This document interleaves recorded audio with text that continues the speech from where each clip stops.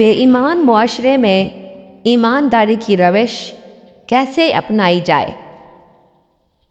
جب سید سرفراز شاہ صاحب سے سوال کیا گیا تو انہوں نے فرمایا کہ آپ دیانتداری سے اپنے پروفیشن میں زندہ رہنا چاہتے ہیں، لیکن دیکھتے ہیں کہ یہاں بے ایمانی اور جھوٹ ہی جھوٹ ہے اور یہ کام آپ کے بس کا نہیں، لہٰذا آپ کام چھوڑ کر گھر بیٹھ جاتے ہیں۔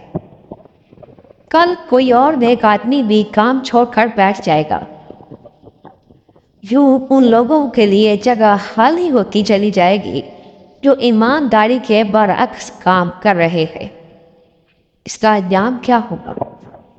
اگر 1000 وکلاء میں سے صرف ایک وکیل دیانتداری سے کام کرتا ہے تو کیا اسے یہ سوچ کر اپنی روش چھوڑ دینی چاہیے کہ 999 آدمیوں میں ایک ایماندار آدمی کی آواز کیا کام دکھائے گی؟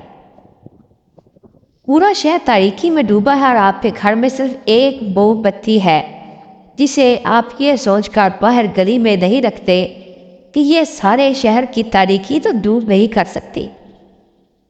یہ درست ہے کہ ایک موم بتی سے شہر بھر کا اندھیرا دور نہیں ہو سکتا، لیکن ذرا سوچئے کہ اس ایک موم بتی سے ایک خاص دائرہ تک تو روشنی ہو جائے گی۔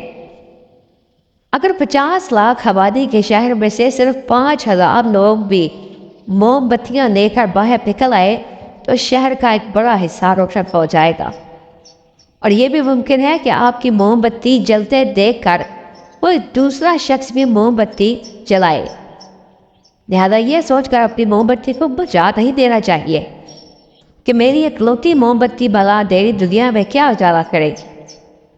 سچائی اور دیانتداری کی آواز ہمیشہ بلند ہوتی رہنی چاہیے، ہاں ایک آدمی ہی ایسا کرے۔